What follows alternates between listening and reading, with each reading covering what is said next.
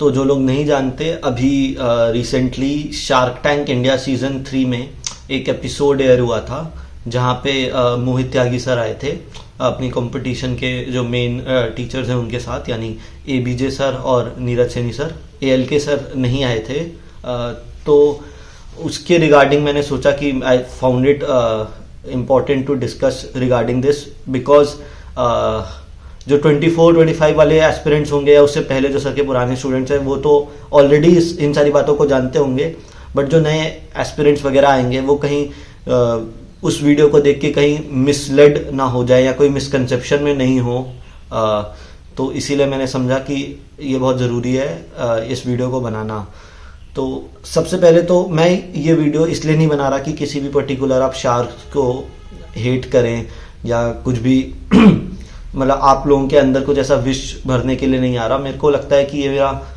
Personal opinion है, और जैसा मैंने फील किया कि इतने ज़्यादा रिस्पेक्टेड पर्सन जिन्होंने एक्चुअली में पूरी इंडस्ट्री में इतना ज़्यादा वैल्यू क्रिएट किया है और उनको शायद जितना रिस्पेक्ट वहाँ पे मिलना चाहिए था, शायद जिस तरह से जितना सीरियसली लेना चाहिए था वो शायद नहीं लिया गया है। तो मैंने समझा कि ये वीडियो में डालूं और आप लोगों तक ये बातें पहुँचे कि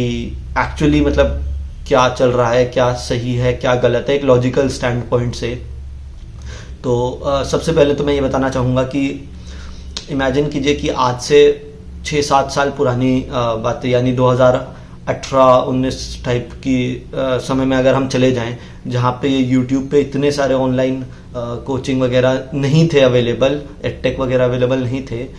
तो वहाँ पे यूजुअली होता क्या था, जब जिसको आईआईटी वगैरह की प्रिपरेशन करनी होती थी तो वो ऑफलाइन कोचिंग के थ्रू करता था। और आप समझिए इंडिया इतना बड़ा देश है, इतने छोटे छोटे शहर हैं, या अगर बड़े भी शहर है अच्छे रिनाउंड कोचिंग में भी हैं, तो उसमें हर बंदे को जो सबसे टॉप फैकल्टी होती है उसका एक्सेस तो नहीं मिल सकता था। कई स्टूडेंट्स, जो ज़्यादातर स्टूडेंट्स होते थे, उनको लोअर बैच में डालता था जहाँ पे शायद इतनी कॉम्पिटेंट फैकल्टी नहीं उनको प्रोवाइड की जाती थी। साथ ही साथ छोटे शहरों में तो और भी सिचुएशन ख़राब था, क्योंकि स्कूल वगैरह में भी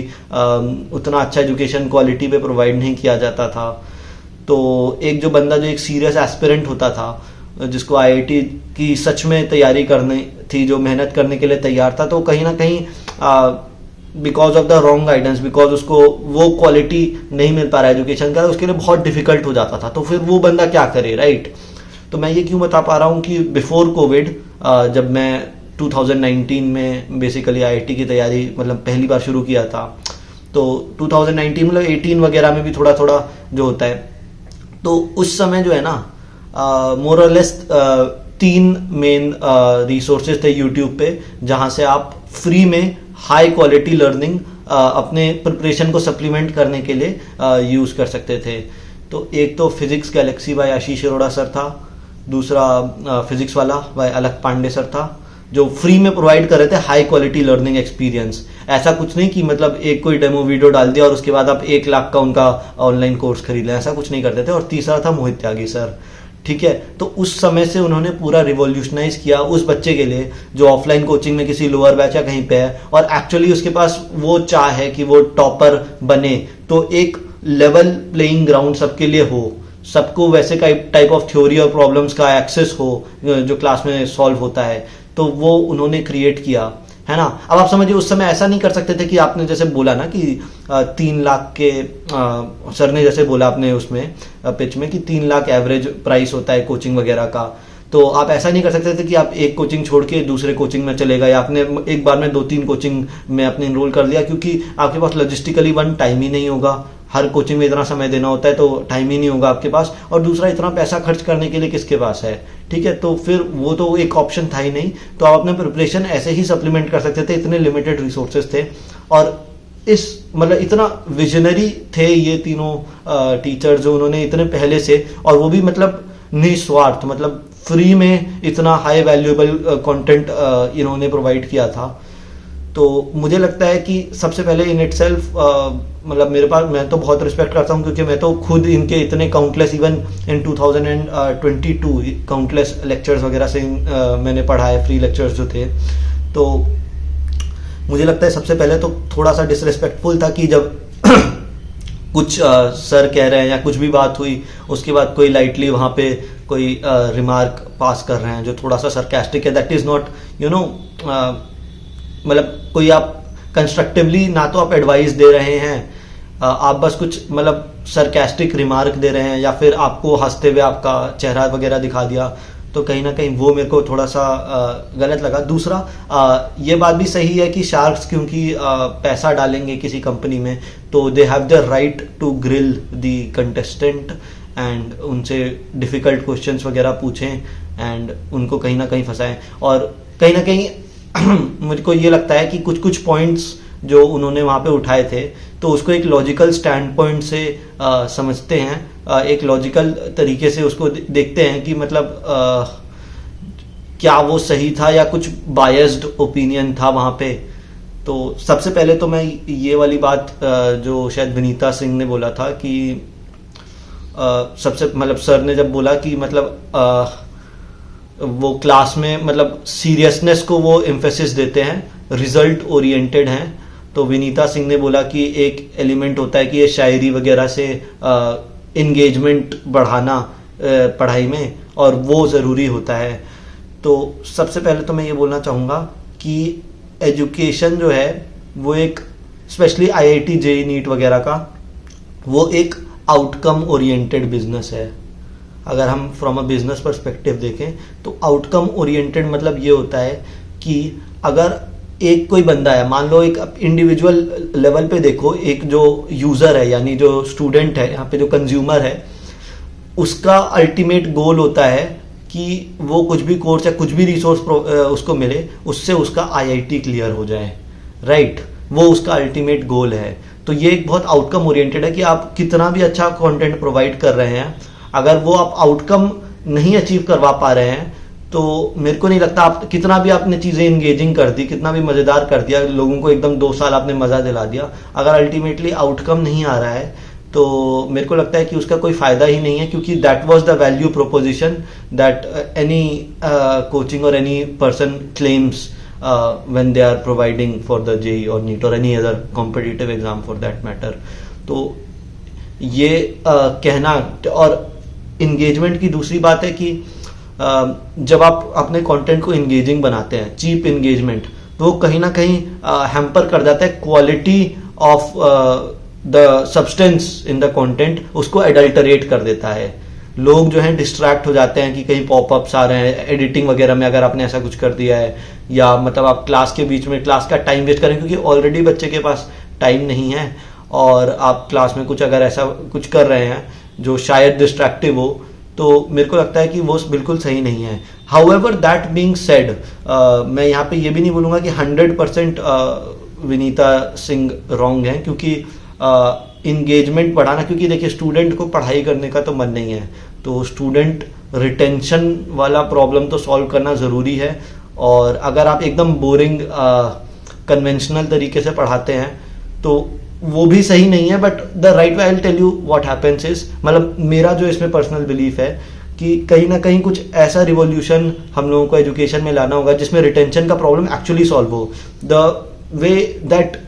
चीप एंगेजमेंट जिसको मैं कह रहा हूँ कि एकदम आप समझो कि कोई बंदा जो है जिसने फिजिक्स केमिस्ट्री मैथ्स ही नहीं पढ़ा है ना, वो बंदा वीडियो एडिटिंग कर रहा है और जो कोई भी बंदा कुछ भी बोल रहा है उस पर वो कुछ पॉपअप्स ला रहा है, कुछ ला रहा है, तो बहुत डिस्ट्रैक्टिव हो जाता है rather than being helpful to the student. तो उसकी अंडरस्टैंडिंग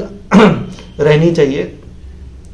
तो उसकी अंडरस्टैंडिंग रहनी चाहिए जिस बंदे को फिजिक्स केमिस्ट्री मैथ्स के बारे में पता है, वो अगर वीडियो एडिटिंग करे और उससे वो इंगेजमेंट बढ़ाए, ठीक है। दूसरा एलिमेंट है स्टोरी टेलिंग। स्टोरी टेलिंग क्या, कैसा स्टोरी टेलिंग जो एक्चुअली बंदे को मोटिवेट करे towards academic excellence, towards physics chemistry and maths. Examples आप न्यूटन के ले रहे हो, आप जिन्होंने इतना ज़्यादा रिमार्केबल अपने फील्ड में किया है, उन लोगों का आप एग्जाम्पल लेके अगर आप चीज़ों को समझा रहे हैं, तो मेरे को लगता है कि वो एक पॉजिटिव तरीका है एंगेजिंग बनाने का। एक डिस्ट्रैक्टिव तरीका जो होता है कंटेंट को एंगेजिंग बनाने का, वो होता है कि क्लास में आप जो है कुछ जो मतलब बिल्कुल रिलेटेड नहीं है, कि आप क्लास में डांस कर रहे हैं या कुछ कर रहे हैं, जो सर बोलते हैं कि सर सीरियस है और कुछ लोग जो डांस वगैरह कर रहे हैं वो गलत हैं, ठीक है। तो वो शायद गलत तरीके से इंगेजिंग बना रहे हैं कंटेंट को, और एक पॉजिटिव तरीका ये होगा, राइट। तो ये मेरा बिलीफ है कि आप उस तरह से अगर आप करते हैं तो शायद इंगेजिंग आप ज्यादा बना सकते हो। और मेरे को लगता है एक हद तक मोहित त्यागी सर के भी जो लेक्चर्स हैं, जो भी डिफरेंट ALK सर के लेक्चर्स हो गए, उनमें बीच बीच में जो उन्होंने बोला ना विनीता सिंह ने कि 8-10 घंटे जो है बंदा पढ़ता है तो उसको कुछ ना कुछ तो चाहिए कि क्लास में इंटरेस्टिंग बना रहे, तो वो एलिमेंट कहीं ना कहीं सफाइस करते हैं। कि जैसे मैं एक एग्जांपल तो on top of my mind याद आ रहा है कि P ब्लॉक का हमारा लेक्चर मैं देख रहा था, ALK सर का वीडियो, तो उसमें वो कैसे बता रहे थे कि एक कोई स्टोरी बताने लगे जिसमें उनके पास ऑडी है और उनके गाड़ी के हेडलाइट्स वगैरह में वो वाली पर्टिकुलर गैस जो है वो यूज होती है जो महंगी गाड़ियां होती है। तो मतलब कुछ ना कुछ फन का एलिमेंट, ह्यूमर का एलिमेंट इनके भी वीडियोस वगैरह में होता है। तो आई थिंक फंडामेंटली शायद एक मिसअंडरस्टैंडिंग हुई होगी उस क्वेश्चन में। दूसरा बात करते हैं कि जो मेरे को एक गलत लगा कि अमन गुप्ता ने बोला कि 1 मिलियन सब्सक्राइबर्स कम हैं। तो यू हैव टू अंडरस्टैंड कि फ्रॉम द पर्सपेक्टिव कि जो मोहित सर के जो भी चैनल में जो स्टूडेंट्स वगैरह आते हैं, सबसे पहले जो भी उनका कंटेंट होता है ना, वो कुछ भी इंटरटेनिंग कंटेंट नहीं होगा कि मतलब कुछ चल रहा है बॉलीवुड वगैरह का कुछ चल रहा है, राइट। वो एकदम सीरियस पढ़ाई का कंटेंट होता है। तो उसमें तो ऑलरेडी सब्सक्राइबर आना या व्यूज आना बहुत डिफिकल्ट होता है। या कुछ स्ट्रैटेजी वगैरह में, जैसे अभी मैं जैसे स्ट्रैटेजी वीडियो ये सब बना रहा हूँ, तो उसमें एक्चुअली लोगों का आना ना ईजी होता है। बट पढ़ाई के वीडियो के लिए लोगों को लाना बहुत, और 1 मिलियन आप समझ रहे हो, बहुत बड़ा नंबर। आप जेई का पूरा मार्केट ही देख लें, at any given time JEE का एग्जाम कितना 10 लाख लोग देते हैं, 1 मिलियन है ना। तो वो बहुत मतलब फालतू की बिना मार्केट की एनालिसिस में बस हवा में वो उन्होंने कुछ भी बात बोल दी कि 1 मिलियन सब्सक्राइबर कम होता है। और जो भी उनके पास दैट बीइंग सेड, अगर कम होता है तो जो भी उनके पास सर के पास जो भी स्टूडेंट्स हैं वो एक्चुअली मतलब सीरियस स्टूडेंट्स हैं जो पढ़ने आए हैं वहाँ पे सर से, है ना। वो उनको कोई मतलब कोई भी जो इंटरटेनमेंट होता है, मैं फॉर एग्जांपल ले रहा हूँ, जैसे कैरी मिनाटी का वीडियोस वगैरह देखने जहाँ पे गाली गलौज हो रहा है, लोगों को मजा आता है, वो देखने नहीं आ रहे, वो एक्चुअली ओरिएंटेड है उस लेवल पे। तीसरा यूएसपी के बारे में बात कर रहे थे, डिफरेंशिएटर के बारे में बात कर रहे थे। तो मेरे को लगता है कि ये ऑलरेडी एक बहुत बड़ा डिफरेंशिएटर है कि कोई बंदा एक्चुअली यहाँ पे बस फोकस कर रहा है स्टूडेंट के रिजल्ट पे, rather than focusing on anything else. क्योंकि अल्टीमेटली फॉर एक स्टूडेंट को क्या चाहिए, देखिए इमीडिएट गोल स्टूडेंट का हो सकता है कि मेरे को मजा आना चाहिए, मेरे को अच्छा लगना चाहिए, बट वैसा शुगर कोट कुछ भी नहीं करते हैं मोहित त्यागी सर के चैनल पे। तो ये अपने आप में एक डिफरेंशिएटर है कि वो 100% रिजल्ट ओरिएंटेड हैं और वैसा कंटेंट प्रोवाइड करते हैं। तो I think that would be that about. कुछ उन्होंने वैल्यूएशन वगैरह की भी बात की थी, तो उसमें मैं कमेंट नहीं कर पाऊंगा क्योंकि वो कह रहे थे कुछ 20x 30x valuation of sales, तो उसके बारे में कमेंट नहीं कर पाऊंगा क्योंकि मेरे को खुद ज़्यादा आइडिया नहीं है। तो आई थिंक मैंने कोई जो भी 2-3 पॉइंट्स मेरे को लगे थे उसको एक लॉजिकल तरीके से मैं एक्सप्लेन कर पाया हूँगा। And with that I'd like to conclude this video and thank you so much for watching this.